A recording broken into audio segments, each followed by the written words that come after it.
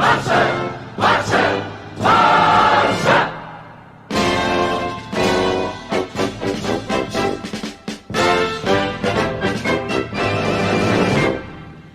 guys, welcome to Manchester United. Welcome to another video. And Inter Milan won, Barcelona 2, and this was a good night of football. This was pretty good in compared to what we have to watch so far this season. And it was good to see rotations, like as expected, but very good performances from the youngsters out there. And we actually played pretty decently, like not much to complain. There will be some stuff you guys will know if you guys follow the channel. What am I going to complain about? But other than that, in general lines, it was pretty good. Borussia Dortmund go ahead in the group a second because Inter needed this victory needed to match Borussia Dortmund in their result. It wasn't the case. They are knocked out of the Champions League. They will be playing Europa League football when February starts, and it was unfortunate because I thought that Inter were actually pretty good.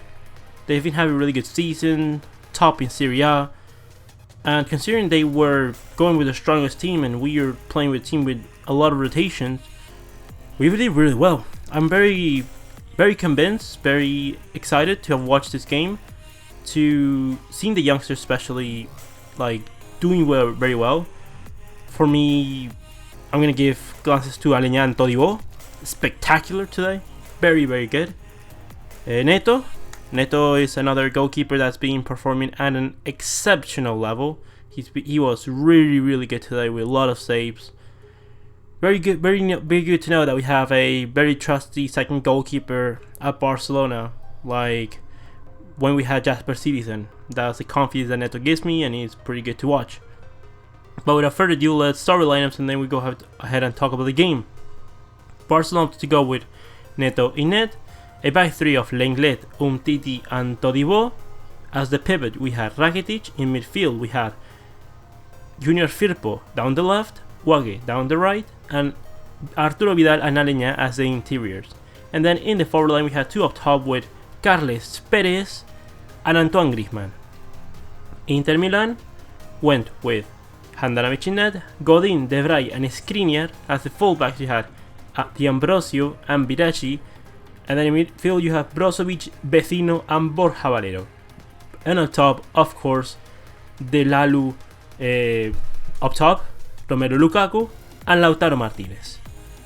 And what I have to say is that very good. First of all, Lautaro Martinez was absolutely sensational, and if Barcelona are to make the complete signing of Lautaro Martinez, it will be very exciting, to be honest. It will be very exciting if he's to play. If he's not going to play, then don't come to Barcelona, because if we sign players, I want them to play. If we sign really good youngsters, I want them to get a lot of minutes. And, well, we'll see what's going to happen. But very good game from Lautaro Martinez. Lukaku also was fairly good this game. In general, Inter were good. They didn't come out with the intensity that I thought they were going to come out like, considering that they needed a result to get out of this game. I thought they were a bit more passive than I expected, but they didn't play a bad game. They were actually pretty decent, and considering they had 3 goals ruled for offside, all properly ruled for offside, but like it was unfortunate. Like, definitely, this is kind of luck that Barcelona do need if they're going to win this competition, because by football I'm still not convinced. It's gonna take a lot for me to convince me that this Barcelona team is ready to challenge in all fronts, because we need to improve. But definitely better signs this past couple of weeks, definite for sure. And Neto was good. A lot of saves, very important. Lenglet leading the defense. Umtiti was good.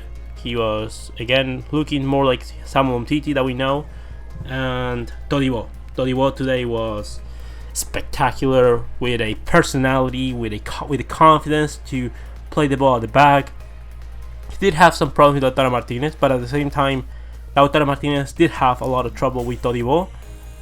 And I have to say that for a player that has had no continuity, that's had to play games against Sevilla and against Inter Milan that are not easy games, he did pretty well. And to be honest, with these 3 center backs that we have right now, and with the potential imminent center back that is Ronald Araujo, maybe we can consider Gerard Piqué maybe to not be at Barcelona anymore. Like, I'm definitely considering it. I think that the club should do it as well. In midfield, Rakitic, Vidal, and Aleñá. Aleñá again was really good, taking the personality, taking responsibilities for sure to create play, to take the ball into the final third. Arturo Vidal again with a lot of intensity. Rakitic was really good. He was the captain today after he was substituted and gave the armband to Luis Suarez. But again, we are playing well. We are going to have our toughest game of the season, probably so far of the season, against the likes of Real Sociedad Aranoeta. But I'll be talking about that more in depth later. Junior Firpo and Wague were fine. They were good. I would give them a 7 for both.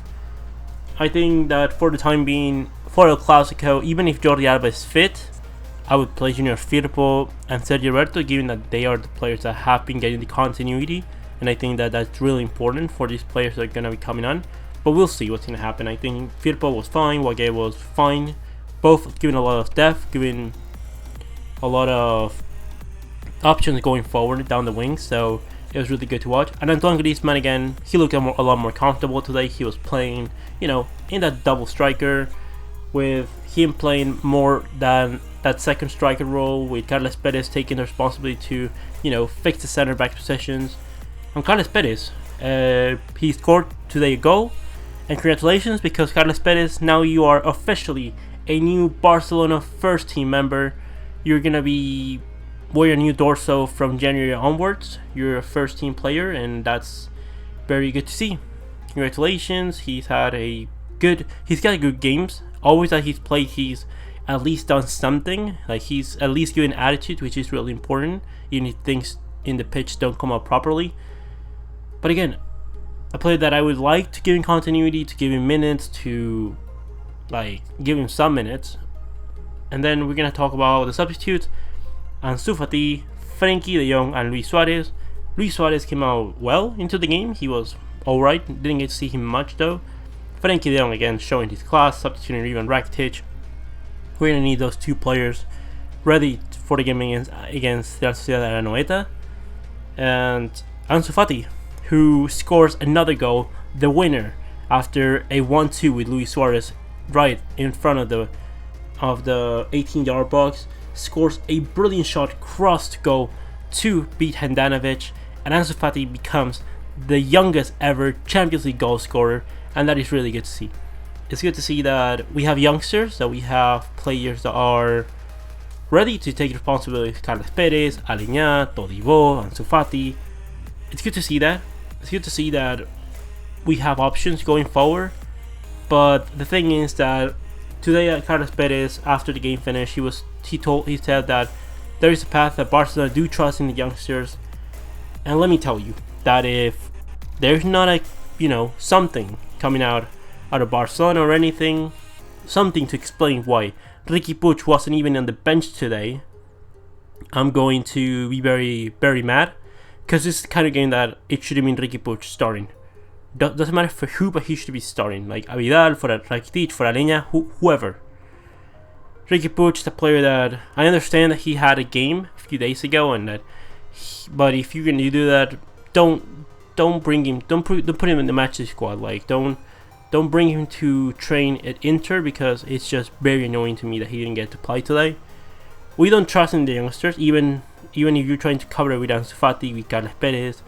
Like, if we trust in the youngsters, Ansu Fati gets a lot more minutes, Carles Perez gets a lot more minutes, Todibo gets a heck of a lot more minutes, and that is just not happening.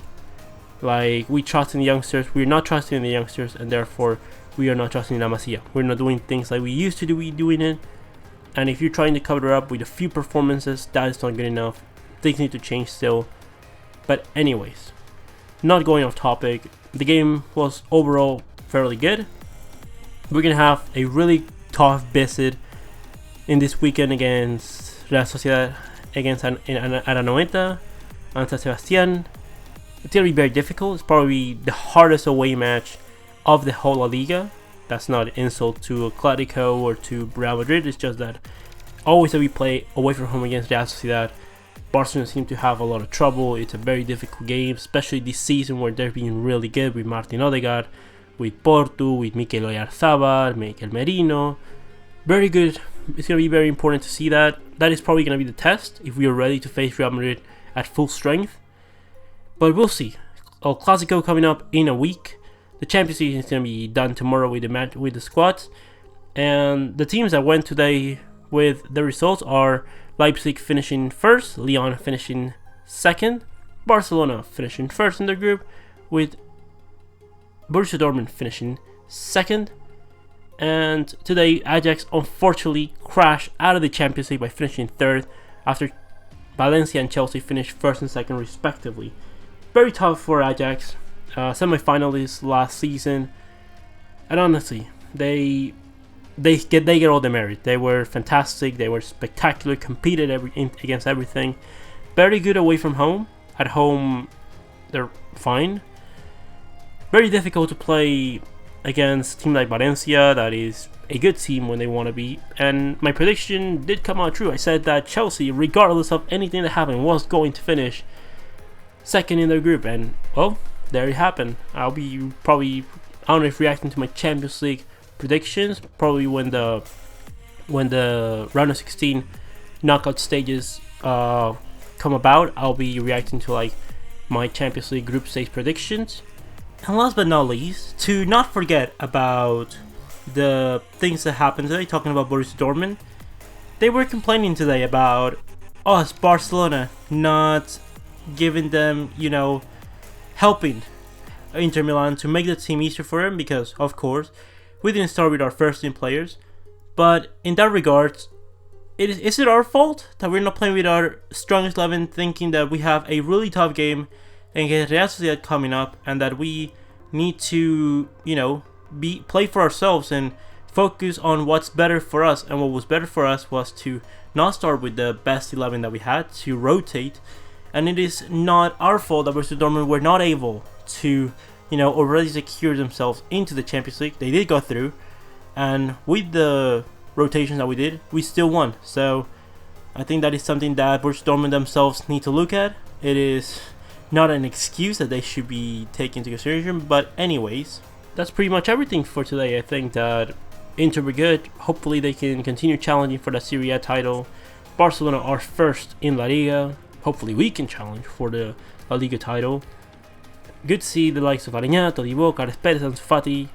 Very good to see good level from our players. But without further ado, without said and done, leave me all your opinions in the comment section below. What do you think about the game? What do you think about the youngsters? Who do you think needs to be given more minutes? And who do you think was man of the match day? Leave me all your opinions in the comment section below. Comment, like and subscribe. And I'll see you next one, Blaugranas.